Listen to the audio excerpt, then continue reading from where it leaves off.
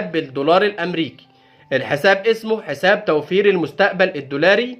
الحد الادنى لفتح الحساب ده البنك الاهلي بيقول لك بدون حد ادنى، اي مبلغ معاك تقدر تفتح الحساب ده، لكن الحد الادنى عشان يحسب لك فايده على الحساب ده بالدولار هي 100 دولار امريكي. لو قل عن 100 دولار في الحساب مش هيحسب لحضرتك فايده.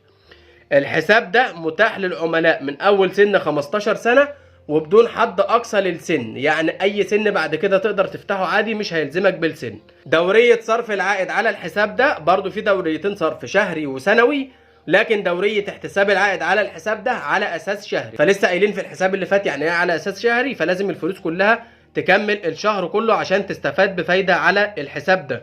الشرايح على الحساب ده البنك الاهلي بيقول لك من 100 دولار حتى 5000 دولار، لو هتاخد العائد شهري هيبقى 1%، هتاخده سنوي هيبقى 1.25%، فوق ال 5000 دولار هيبقى الشهر